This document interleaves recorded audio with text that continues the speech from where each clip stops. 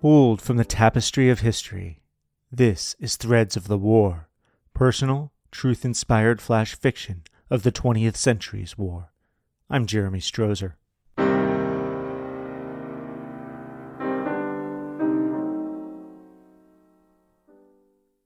High life. There should be beautiful flowers here.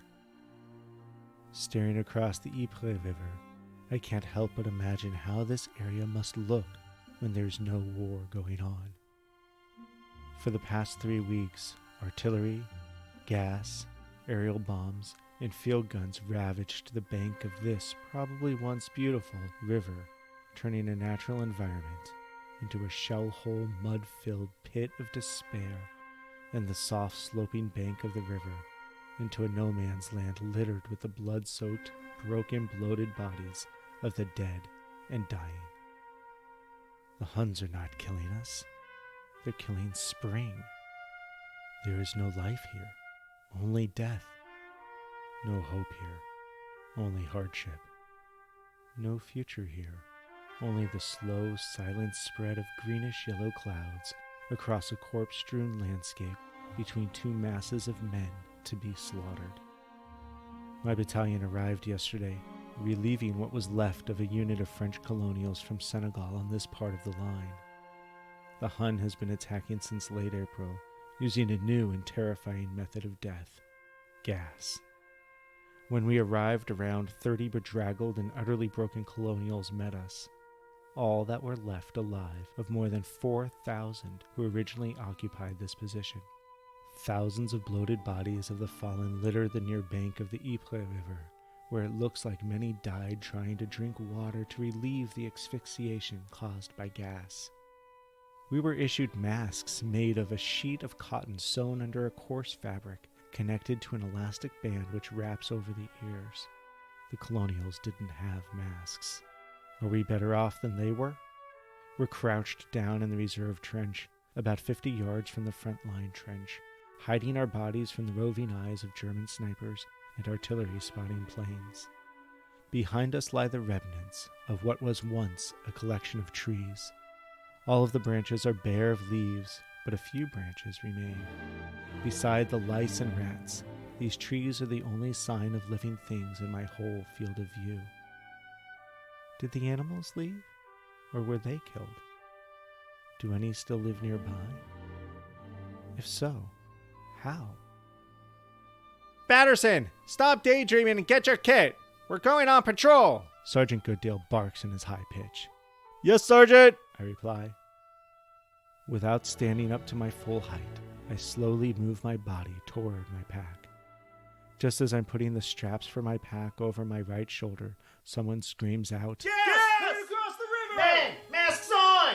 Goodale barks in an even higher pitch.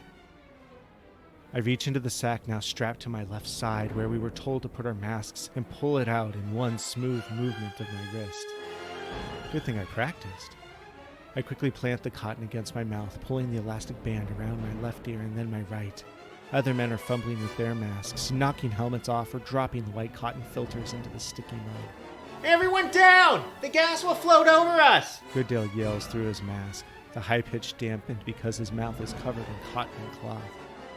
In talking with the Colonials, I heard that the gas stayed low and filled in the trench and river between the banks. I look up, exposing my head to see the gas approach.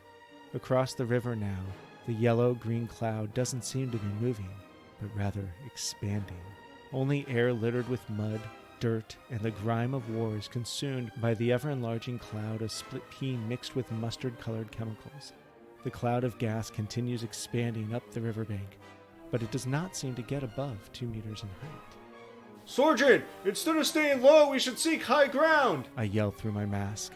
Batterson, shut it and stay down! They'll be attacking behind the gas! His high pitch, muffled even more by the tilt of his head, cutting off some of his airflow. Looking around, I can see the whole company lying low. The Colonial said that the gas stayed low! It's doing that now! We need to get up! I yell again. Damn it, Batterson! You insubordinate slime! You stay down or I'll shoot you myself! Sergeant Goodale blurts as he fumbles to remove his sidearm from his prone body. The whole unit lies in wait as the gas expands to where we are. Gurgling and choking sounds emanate from the front line trench. The gas must be sinking into the trench. Rise out of the trench! Come up and out! Stand above the gas! I yell at the top of my lungs with my gas mask dampening my voice. That's it, Patterson! One more peep out of you and it's a bullet through the... His words are cut short by the approach of the gas. I'm not getting caught in this. Just as the cloud expands to occupy the space of my prone unit, I jump into the air. As I turn, I can make out the sound of coughing, choking, and gagging from the men in my unit, but I'm not listening or looking at anyone. Without a second thought, I run from the line toward one of the trees still visible. If I could get up the tree, I may stay above the cloud. Scurrying as fast as my legs can pump, I approach the naked and bullet-splintered tree. Up, quick, before the cloud arrives! My arms strain, flexing more than I've exerted in the past month in army training, to launch myself up the tree faster than I've ever achieved as a boy. Legs scrambling to find footing, I simply race up the trunk as if I had squirrel claws on my hands and feet. I've never climbed a tree this fast before. My life has never before depended on climbing a tree. Below me, the pea mustard cloud envelops the base of the trunk as it moves west toward the rear of the line. I can no longer hear the gurgitations of men in the front trench, but those of my battalion are nearby. What sound like muted screams, metal scabbards falling, and men moving quickly in many directions comes through the cloud, but I cannot see anything inside of it. Well, these trees are here! Some guy calls out from another tree just a few meters away. I don't recognize him. I didn't know anybody else knew to do this. I replied, just loud enough for him to hear me. What do you mean? You told everyone to get up here! He retorts. Looking harder at him, I cannot make out his name and can see only his eyes under his helmet and behind his gas mask. Did anyone else get up? I ask. I didn't see anyone. Looks like it's just the two of us. In the spring of 1915, the Germans began the first mass use of chlorine gas in warfare at the Second Battle of Ypres. Initially, those who first experienced it did not know what to do. French colonial troops were the first victims, losing thousands of men who attempted to wash away the gas by drinking from the Ypres River's gas-tainted waters, thus worsening their condition and bringing on a more painful death than had they simply run away. What remained of these men was replaced on the front by British troops supplied with rudimentary and ineffective gas masks. Those who could speak French talked to the Colonials, learning from them that the gas tended to stay low to the ground, filling shell holes and trenches.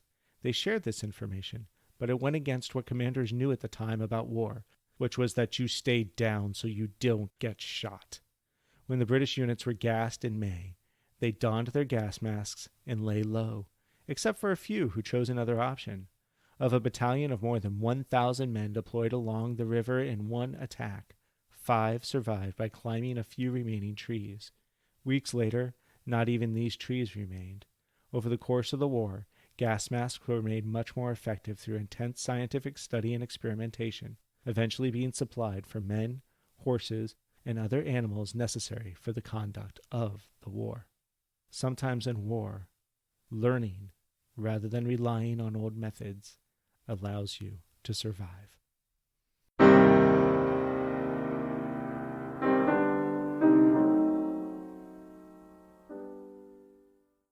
If you would like to support the prevention of future war, or you simply enjoy the stories I tell, please consider becoming a patron of this work by visiting my Patreon page at patreon.com/Jeremy Strozer, or purchasing one of my books wherever books are sold.